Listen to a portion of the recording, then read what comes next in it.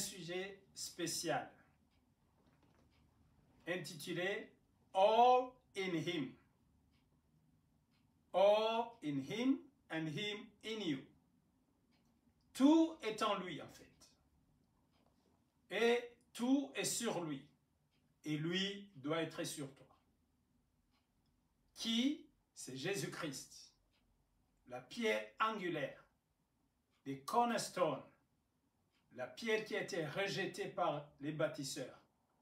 Mais qui tient le bâtiment et qui est la fondation de tout. Voilà. Colossiens chapitre 1, verset 27. Qui Dieu a voulu faire? C'est lui que Dieu a voulu faire connaître. Quelle est la glorieuse richesse de son mystère?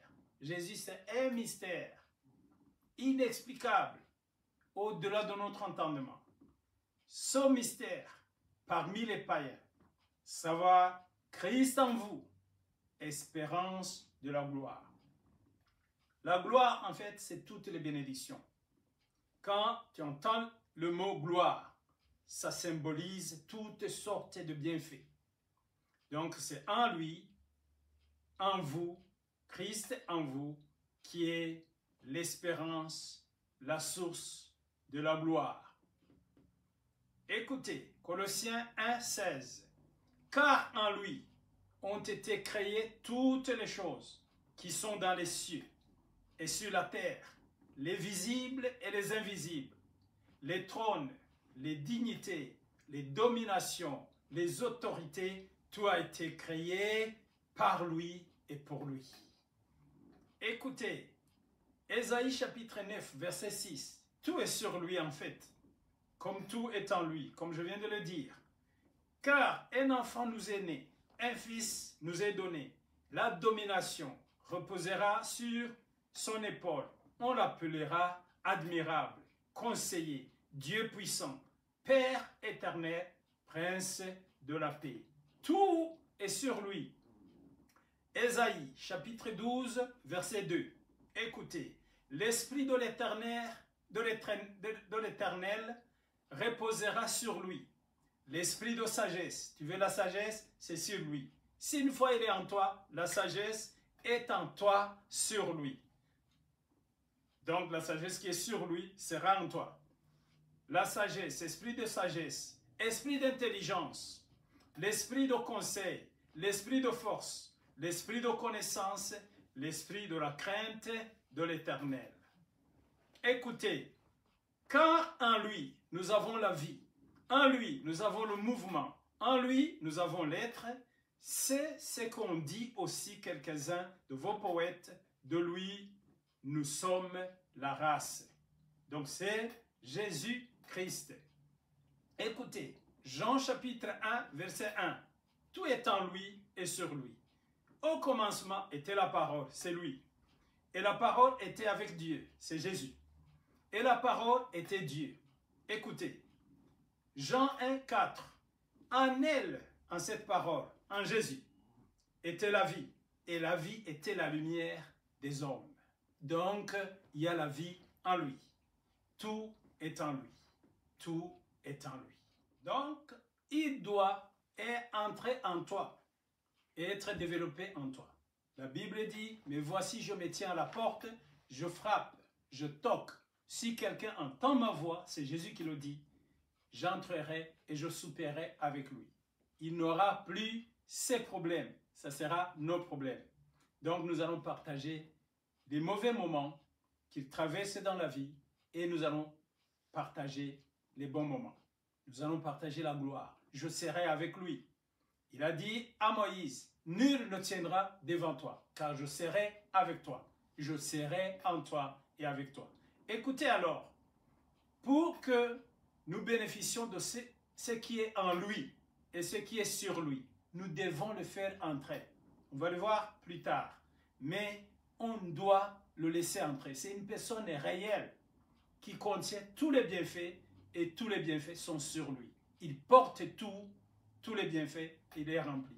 Donc il est couvert et rempli. Écoutez alors, il faut le laisser entrer, le faire entrer et le développer. Deux choses en même temps que tu dois faire. Le faire entrer et le développer en toi. Écoutez, Deutéronome chapitre 28, verset 11. L'Éternel te comblera des biens. L'Éternel te comblera des biens en multipliant le fruit de tes entrailles. Ce fruit, c'est Jésus-Christ. Le fruit de tes troupeaux seront affectés par les rayons émanant de ce fruit de tes entrailles. Quand il sera multiplié, il va te couvrir. Et les rayons de Jésus-Christ, quand Dieu est en train de le multiplier en toi, ces rayons vont affecter tes troupeaux, tes entreprises, tout ce qui est à toi. Donc, il te bénira en le multipliant. Mais il faut qu'il entre, parce qu'on ne peut pas multiplier celui qui n'est pas entré. C'est pourquoi, Chronique chapitre 7, verset 1, il est dit, « Lorsque Salomon eut achevé de prier, le feu descendit. » Ce feu, c'est Jésus. Du ciel, et consuma l'holocauste et les sacrifices, et la gloire de l'Éternel remplit la maison. Cette maison, c'est toi. Ton corps est la maison de Dieu. Donc, tu dois faire entrer Jésus. Une fois que Jésus entre, tu deviens la maison de Dieu, le temple de Dieu. Tu n'es plus juste un homme ou une femme normale. Tu es la maison mobile, la maison de Dieu. Donc, écoutez, Matthieu 21, 12. Jésus entrant dans le temple que tu es. C'est une fois que tu le laisses entrer et tu deviens le temple. Jésus entra dans le temple. Et quand il entrait dans le temple, ce qui était entré avant lui, la nature pécheresse, les démons, les péchés, les addictions, il chassa tout ce qu'il vendait et tout ce qu'il achetait dans le temple, renversant les tables des changeurs et les sièges des vendeurs des pigeons. C'est Jésus qui doit entrer. Donc, j'ai dit, deuxième point, il doit entrer et être développé en toi. Daniel 2, 34, écoutez, tu regardais lorsqu'une pierre, cette pierre c'est Jésus, fut détachée sans le secours d'aucune main, frappa les pieds de fer et d'argile de la statue, la nature pécheresse, et les mit en pièces. Et les mit en pièces. Après avoir fait entrer Jésus, il faut le faire, le développer, jusqu'à ce qu'il déborde. Donc le troisième point, c'est le débordement. Je te parle du débordement de Jésus. Nous n'avons pas Jésus qui doit rester amorphe à nous comme une graine de moutarde. Il doit être développé à nous. Et comme ça, en étant développé, ce qui est en lui, l'injecte à nous, ce qui est sur lui, il injecte en nous et sur nous, il nous entoure de ses bienfaits. Mais pour que cela, il le fasse, il faut qu'il soit développé. Entrer Jésus seulement, le faire entrer, accepter Jésus comme Seigneur et Sauveur, et juste pour être converti, ça ne suffit pas. Il faut le développer. On verra comment le développer plus tard. Écoutez, Daniel chapitre 2, verset 35. Quand la pierre entra et qu'il frappa la statue, écoutez, alors le fer et l'argile, l'airain, l'argent et l'or furent brisés ensemble et devinrent comme la balle qui s'échappe d'une aire en été. Le vent les emporta et nulle trace n'en fut retrouvée. Ça, c'est la sanctification. Mais c'est Jésus qui le fait en toi. Mais la pierre qui avait frappé la statue, c'est-à-dire Jésus qui avait détruit la nature pécheresse en toi, le péché, la maladie, tout ce qui ne confesse pas son nom en toi, mais la pierre qui avait frappé la statue devint une grande montagne, remplit le temple, déborda, sortit du temple et remplit la terre autour du temple. Alléluia! Ah! Écoutez, quand Jésus était rempli dans le temple, écoutez ce qui a suivi. Quand il déborda en dehors du temple, des aveugles et des boiteux s'approchaient de lui dans le temple. Et il est guéri. Il commence à guérir des gens autour de toi, après t'avoir guéri toi. Il ne peut pas te guérir, être satisfait.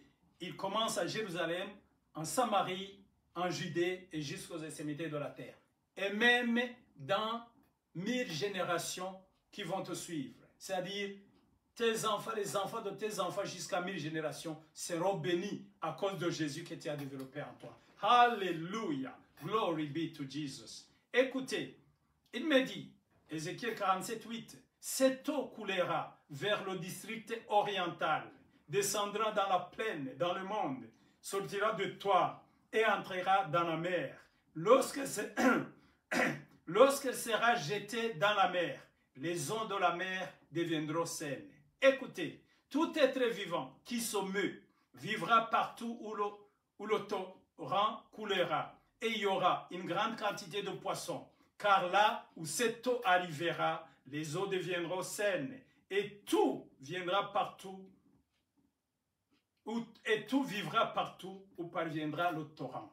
Écoutez, quand les rayons de Jésus, tout sera vivant dans le champ, dans tes entreprises, dans ta famille, même le vent autour de toi, l'atmosphère changera parce que Jésus sera développé, il sera grand et il va impacter le monde entier autour de toi et en ta faveur. Les démons seront brûlés. Écoutez, Ézéchiel 47, 10. Des pêcheurs se tiendront sur le bord depuis En-Gedi jusqu'à En-Eglem. On étendra les filets, il y aura des poissons de diverses espèces, de bénédictions de diverses espèces, comme les poissons de la grande mer. Et ils seront très nombreux. Ils seront très nombreux. Ésaïe 45, 2. Je marcherai devant toi, j'aplanirai les chemins montueux, je romprai les portes d'airain et je briserai les verrous de fer. Tout ce qui se dressait contre toi, c'est moi qui vais les briser.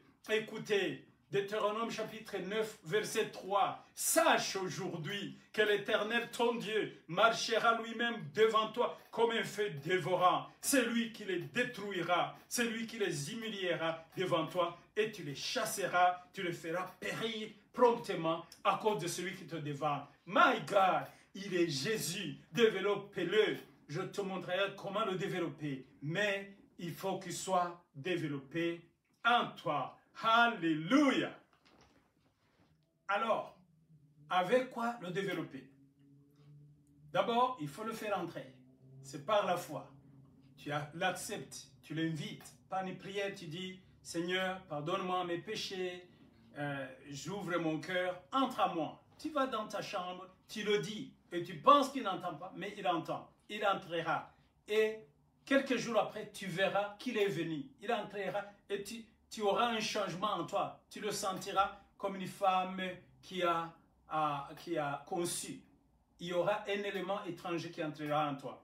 Juste une petite prière sincère devant lui. Tu demandes pardon de tes péchés et tu l'invites dans ta chambre, seul ou dans ta voiture, quelque part, dans un lieu secret, pour que tu te concentres et que tu ne sois pas distrait ou distraite. Alors, il entrera. Mais comment le développer alors?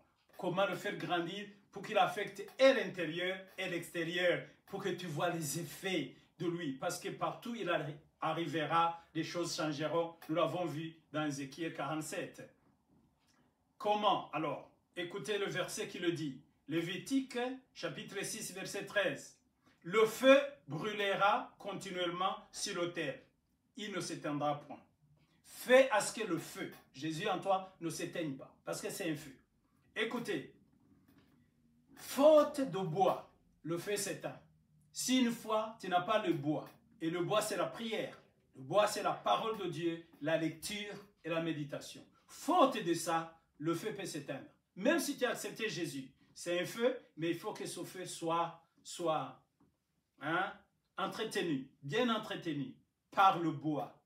Et le bois et le vent qui est la prière, le Saint-Esprit. Donc, acte 2, 2.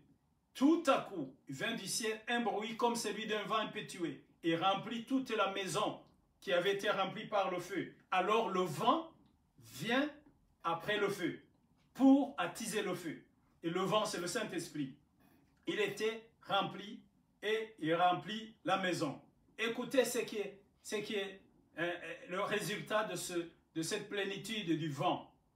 Des langues de feu, semblables à des langues de feu, leur apparurent, séparées les unes des autres, et se posèrent sur chacun d'eux. C'est le vent qui a touché le feu, et le feu est sorti en flamme de feu, en langue de feu sur eux. Ça peut être invisible, mais c'est réel et ça a des effets autour de toi. Écoutez, Proverbe 26, 20. Faute de bois, le feu s'éteint et quand il n'y a point de rapporteur, la querelle s'apaise. Écoutez, Josué 1, 8. Le bois toujours. Que ce livre de la loi ne s'éloigne point de ta bouche. Alléluia. Médite-le jour et nuit pour agir fidèlement selon tout ce qui y est écrit. Car c'est alors que tu auras du succès. C'est alors que tu auras du succès dans tes entreprises, dans tes business, tout ce que tu fais à l'école, au travail. C'est alors que tu réussiras. Et tu veux réussir, non, mais tu ne peux pas réussir par toi-même. C'est Jésus qui réussit par toi. 1 Timothée 4, 15. Occupe-toi de ces choses. Donne-toi tout entier. Donne ta vie tout entier, pas en partie. Donne-toi, ne sois pas tiède. Donne-toi tout entier. Donne-toi tout entier à elle, à ces choses, afin que tes progrès soient évidents pour tous. Écoutez, Timothée 4, 16, 1 Timothée 4, 16. Veille sur toi-même et sur ton enseignement.